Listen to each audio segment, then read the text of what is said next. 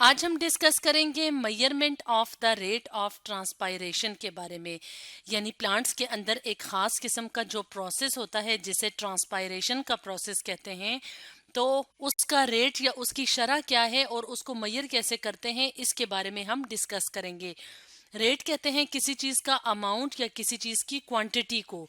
तो अगर हम बात करें ट्रांसपायरेशन की, तो ट्रांसपायरेशन के प्रोसेस में क्या चीज स्टडी की जाती है? वाटर की मूवमेंट थ्रू द प्लांट, यानी प्लांट बॉडी के अंदर जब वाटर मूव करता है और इसके साथ साथ जो वाटर एवापोरेट करता है, यानी आबी बुखारात की शक्ल में प्लांट बॉडी से एवेपोरेट होता है या प्लांट बॉडी से निकलता है। किस हिस्से से निकलता है? एरियल पार्ट से। एरियल पार्ट्स कौन से होते हैं?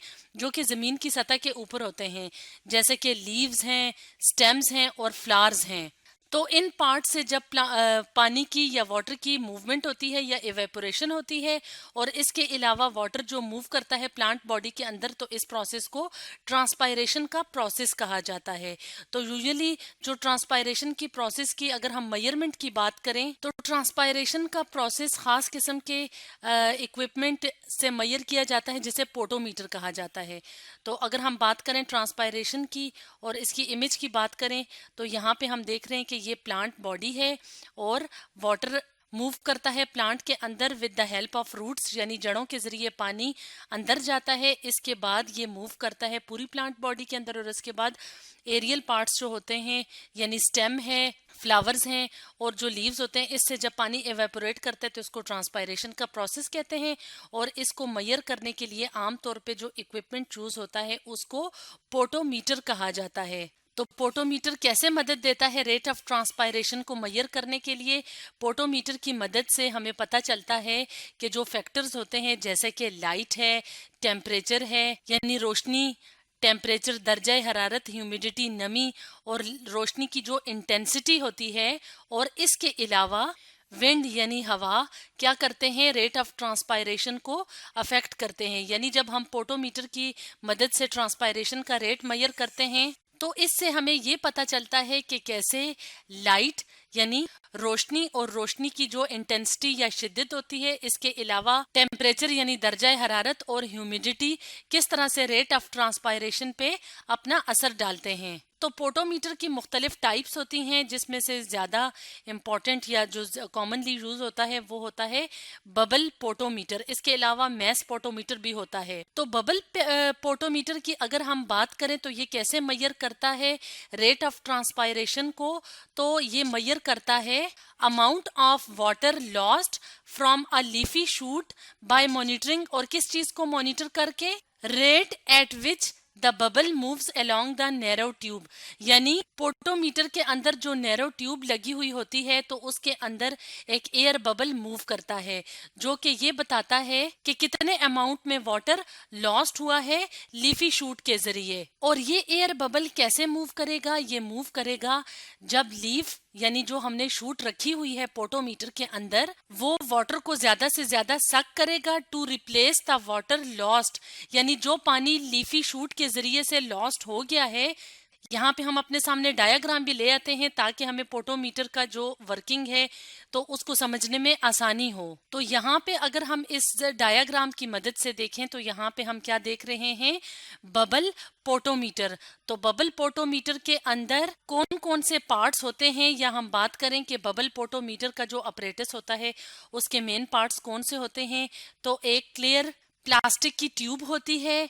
इसके अलावा इसमें ग्रीन लीफी शूट का इस्तेमाल किया जाता है। इसके अलावा रेट ऑफ ट्रांसपायरेशन को मार्क करने के लिए मार्कर्स इस्तेमाल किए जाते हैं। इसके अलावा ये लीफी शूट जब इस ट्यूब के अंदर इंसर्ट की जाती है यानी डाली जाती है, तो इर्द गिर्द इसको सील करने के लिए वेजलीन और प्ले डो का इस्तेमाल किया जाता है। इसके अलावा रबर बैंड का भी इस्तेमाल किया जाता है और एक स्केल का इस्तेमाल किया जाता है ताकि इस स्केल की मदद से मेजर किया जा सके रेट ऑफ ट्रांसपायरेशन। तो अब हम दोबारा अगर इस पार्ट में मूव करें तो क्या होता है कि बबल मूव करता है कैसे? जब ये लीफी शूट जो होती है ये यहाँ से वाटर एब्जॉर्ब करती है, और वाटर एब्जॉर्ब करने का रेट कब ज्यादा होता है? जब इस पार्ट से पानी एवापोरेट होके लॉस्ट हो जाता है, यानी ट्रांसपायर हो जाता है। तो अब जैसे जैसे पानी लॉस होगा ट्रांसपायरेशन के प्रोसेस से, वैसे वैसे पानी यहाँ से रिप्लेस होगा और इसी वजह से यहाँ से एयर बबल मूव करेगा।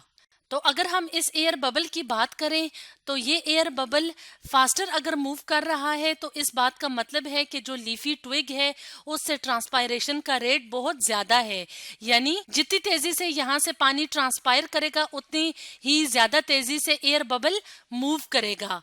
तो ये तो था पोटोमीटर का कुछ अपरेटस के ये किन पार्ट से मिलके बना होता है और कैसे एयर बबल जो है उसकी मदद से रेट ऑफ ट्रांसपायरेशन को बबल पोटोमीटर की मदद से मेजर किया जाता है। अब हम मेथड को डिस्कस कर लेते हैं कि कैसे बबल पोटोमीटर को इस्तेमाल किया जाता है या कैसे बबल पोटोमीटर वर्क करता है। तो सबसे फर्स्ट स्टेप की बात करें तो क्या होता है कि जो स्टेम होती है लीफी शूट की, यानी कोई ऐसी शूट या कोई ऐसी ब्रांच जिसके ऊपर ग्रीन ग्रीन पत्ते लगे होते हैं, उसको पानी की सतह के अंदर ही कट किया जाता है। और इसको पानी के अंदर कट करने का मकसद ये होता है कि कोई एयर बबल जाइलम वेसल यानी जो वाटर कंडक्टिंग टिश्यू होता है उसके अंदर ना आ सके, क्योंकि वाटर बबल अगर इसके अंदर एंटर हुआ तो जाइलम की जो परफॉर्मेंस है या वाटर कंडक्शन जो है उसका रेट मुतासिर होगा। तो इस तरह से फर्स्ट स्टेप पे क्या किया जाता है, शूट को कट किया जाता है और इस बात का ख्याल रखा जाता है कि इस तरह से वो वाली शूट या वो वाली ब्रांच कट की जाए जो कि इस पार्ट के अंदर, यानी ये जो ट्यूब सी बनी हुई है इसके अंदर सही तरीके से फिट हो सके। इसके अलावा क्या किया जाता है कि अगर यहाँ पे बहुत ज्यादा लीव्स हैं तो उनको रिमूव कर दिया जाता है, यानी जो एक्स्ट्रा लीव्स होते हैं या ज्यादा लीव्स होते हैं उनको रिमूव कर दिया जाता है। उसके बाद ये वाली जो स्ट्रॉ होती है इसको फिल कर दिया जाता है वाटर के साथ। तो अगर हम इसकी कटिंग की बात करें, अब अगर हम यहाँ पे देखें ये तो एक तंग सी ट्यूब है ना, तो इसको पहले से ही किसी और टैंक के अंदर या टब के अंदर इस शूट को, इस वाले पार्ट को नीचे रख के कट किया जाता है और इसको प्रिपेयर किया जाता है। अब इसको प्रिपेयर करने के बाद इस चीज को, इस स्ट्रॉ को भरा जाता है। उसके बाद इस शूट को यहाँ पे अंदर इंसर्ट किया जाता है या यहाँ पे पुट किया जाता है और उसके बाद इसको प्ले डो से, यानी जिससे बच्चे खेलते हैं जिस डो से, तो उस डो की मदद से इस जगह को सील कर दिया जाता है ताकि हवा यहाँ पे अंदर एंटर ना हो सके। उसके बाद मजीद इसको और अच्छे बेहतरीन तरीके से सील करने के लिए इसके ऊपर वेजलीन का भी इस्तेमाल किया जाता है, यानी यहाँ पे वेजलीन लगा ली जाती है ताकि ये मुकम्मल तौर पे सील हो जाए। इसके बाद मार्कर की मदद से जो इनिशियली पानी का लेवल होता है यहाँ पे, तो उसको मार्क किया जाता है, यानी अभी ट्रांसपायरेशन का प्रोसेस स्टार्ट नहीं हुआ और इनिशियली जो पानी का लेवल होता है उसको मार्क करके नोटबुक पे रिकॉर्ड कर दिया जाता है।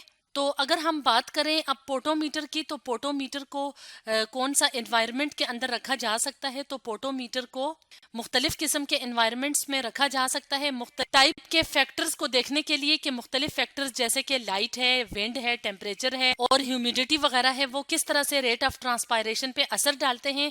तो इसलिए ये जो पूरा सेटअप है या अपरेटस है, जो सेटअप है या अपरेटस है, इसको रखा जाता है 1 घंटे के लिए मुख्तलिफ किसी भी एक एनवायरनमेंट में। तो वो कौन कौन से एनवायरनमेंट्स हो सकते हैं, वो एनवायरनमेंट हो सकता है वार्म सनी प्लेस, यानी ऐसी जगह जो गर्म हो और जहाँ पे सूरज की रोशनी बहुत तेज हो और हवा वहाँ पे तेज ना चल रही हो। इसके अलावा एक और एनवायरनमेंट की बात करें तो वो एनवायरनमेंट कौन सा होगा, वार्म होगा, यानी गर्म जगह होगी और लेकिन वो क्या होगी, विंडी प्लेस, यानी वहां पे तेज हवा चल रही होगी। इस तरह का एनवायरनमेंट में भी इस पोटोमीटर को रख सकते हैं या इस पोटोमीटर को एक गर्म सनी जगह पे रखा जा सकता है, यानी सूरज वाली जगह पे रखा जा सकता है। और किस तरह रखा जा सकता है कि प्लास्टिक बैग को टाई कर दिया जाए, यानी इन पत्तों के इर्द गिर्द बांध दिया जाए और इस पूरे पोटोमीटर को वार्म सनी प्लेस पे रख दिया जाए, या ये किया जाए कि इस पूरे पोटोमीटर को शेडी प्लेस पे रख दिया जाए। तो ये क्या हो जाएंगे, ये डिफरेंट एनवायरनमेंट्स हो जाएंगे। अब डिफरेंट एनवायरनमेंट्स में रेट ऑफ ट्रांसपायरेशन डिफरेंट होगा और यहाँ पे जो रीडिंग्स आएंगी ट्रांसपायरेशन की वो भी डिफरेंट होंगी। तो इस चीज से ये फायदा होता है कि मुख्तलिफ फैक्टर्स जैसे कि लाइट है, नमी है जिसे ह्यूमिडिटी कहा जाता है, टेम्परेचर का जो इफेक्ट होता है जो कि रेट ऑफ ट्रांसपायरेशन पे अपना असर डालता है, तो उसको मेजर करने में आसानी होती है। तो ये तो था एनवायरनमेंट जिसमें कि पोटोमीटर को रखा जा सकता है।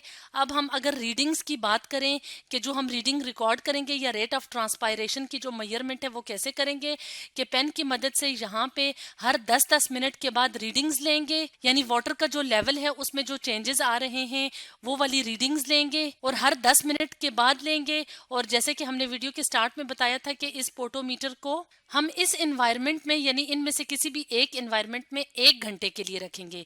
तो 1 घंटे के दौरान हर 10-10 मिनट बाद हम यहाँ पे वाटर लेवल को मार्क करेंगे या रिकॉर्ड करेंगे एक पेन की मदद से, यानी पेन की मदद से निशान लगाते जाएंगे और साथ साथ अपने पास रिकॉर्ड भी करते जाएंगे।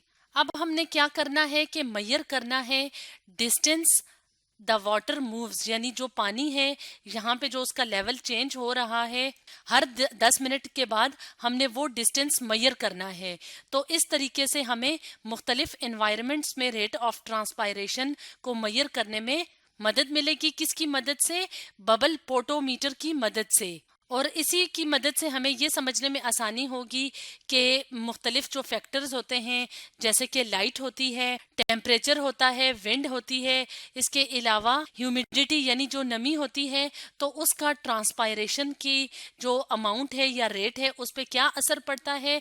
तो मुख्तलिफ रीडिंग्स की मदद से हमें पता चलेगा कि रेट ऑफ ट्रांसपायरेशन किस एनवायरनमेंट में ज़्यादा है या किस फैक्टर की वजह से ज़्यादा या कम होता है। तो आज हमने पढ़ा measurement of the rate of transpiration के बारे में।